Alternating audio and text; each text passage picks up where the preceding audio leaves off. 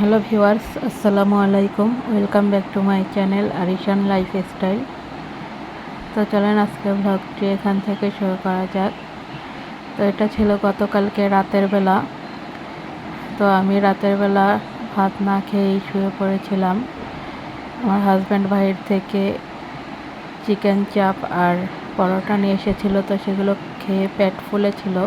তো রাতে আর এই জন্য ভাত খাওয়া হয়নি। তো ভাত না খেয়ে শুয়ে পড়েছিলাম।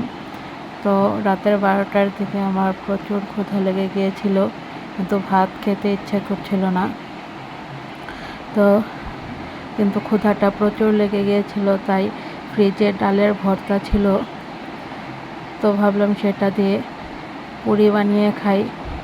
তো এই তো সাথে সাথেই শোয়া থেকে উঠে চলে এসেছি পুরি বানানোর জন্য। তো আমার মেয়েও কিন্তু আমার সাথে চলে এসেছে পুরি বানাতে। তো এই তো আমার সবগুলো পুরি বানানো শেষ, এখন ভেজে নেব। তো আমি কিন্তু পুরি বানানোর ডোটা মেখে আর হাতও ধুইনি, প্রচুর ক্ষুধা লেগেছিল, তাই ওই অবস্থাতেই পুরিগুলো বানিয়ে নিয়েছিলাম। তো কেউ কিছু মনে করবেন না। আর রাতে শোয়ার আগে আমি ওয়াশিং মেশিনে কাপড় দিয়েছিলাম। তো পুরি বানাতে এসে দেখি যে কাপড়গুলো আমার ধোয়া শেষ হয়ে গেছে।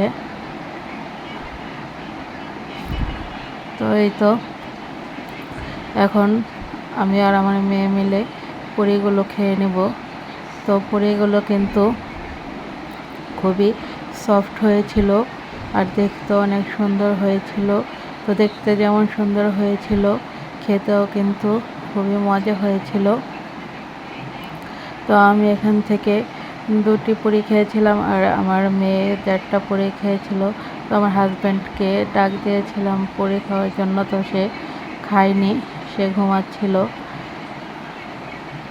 তো এই তো আমি কালো জিরার ভর্তা দিয়ে পুরি খেয়েছি। এখন কালো জিরা ভর্তা থেকে দেখে আবার ভাতও খেতে ইচ্ছে করছিল।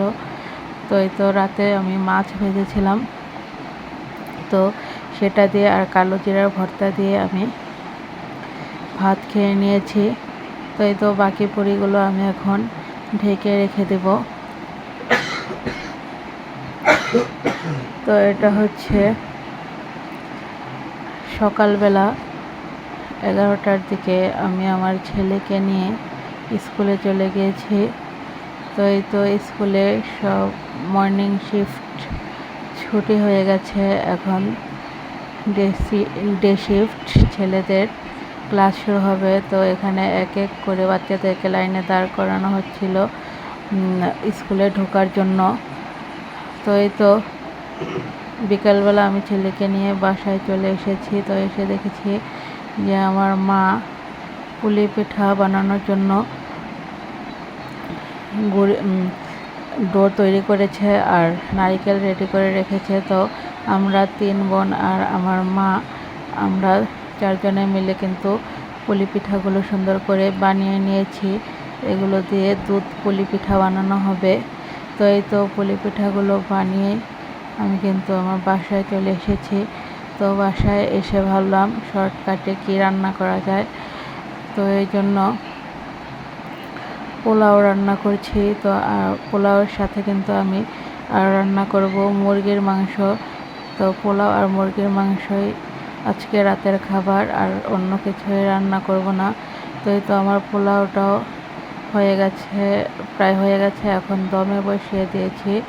তো এই তো পোলাওটা পুরোপুরিভাবে সিদ্ধ করে হয়ে গেছে। এখন সুন্দর করে আমি নেড়ে চেড়ে পোলাওটা কাঁচামরিচ আর মশলার সাথে মিক্সড করে নিয়েছি।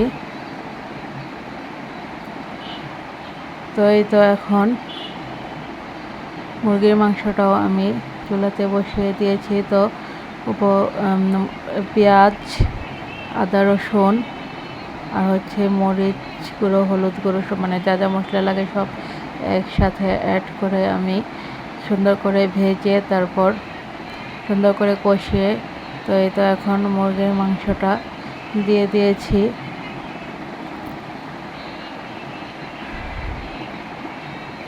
তো এসে পড়েছে শবে বরাত।